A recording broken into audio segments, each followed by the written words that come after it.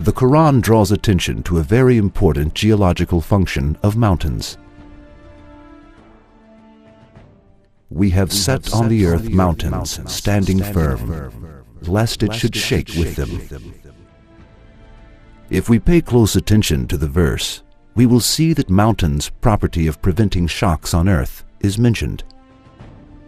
This fact, which was unknown by anyone during the period when the Qur'an was revealed, has been exposed as a result of the discoveries of modern geology today. In the past, it was thought that mountains were merely protrusions rising above the surface of the earth. However, scientists noticed that this was not actually the case, and that those parts known as the mountain root sometimes extended down as far as 10 to 15 times their own height. With these features, mountains play a similar role to a nail or peg firmly holding down a tent. For example, Mount Everest, the summit of which stands approximately 9 kilometers above the surface of the earth, has a root deeper than 125 kilometers. Besides, mountains come into existence as a result of the movements and collisions of massive plates forming the Earth's crust. When two plates collide, the stronger one slides under the other. The one on the top rises by bending down and forms the mountains. The layer beneath proceeds under the ground and makes a deep extension downward.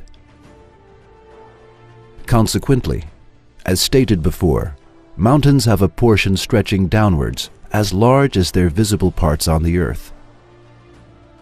Professor Ciavita, a world-renowned underwater geologist, made the following comments in reference to the way that mountains have root-like stalks attaching them to the surface. The fundamental difference between continental mountains and the oceanic mountains lies in its material. However, the common denominator on both is that they have roots to support the mountains. In the case of continental mountains, light low-density material is extended down into the earth as a root. In the case of oceanic mountains, there is light material which supports the mountain as a root.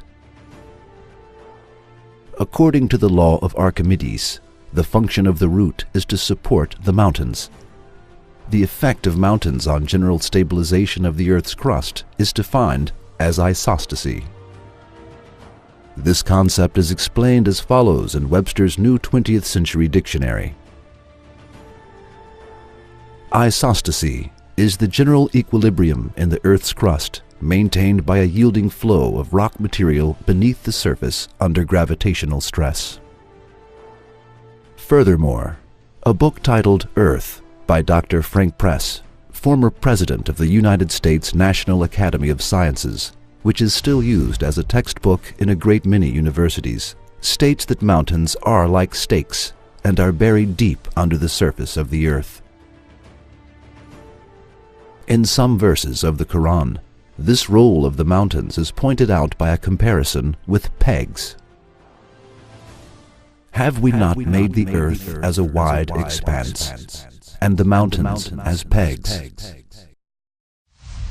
He set on the earth mountains, standing firm, lest it should shake with you.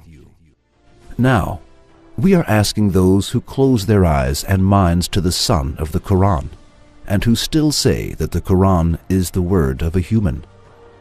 How could you explain the Qur'an's explicit declaration of a scientific fact at a time when there was no science and technology, while this has just been discovered as a result of modern geological and seismic researches?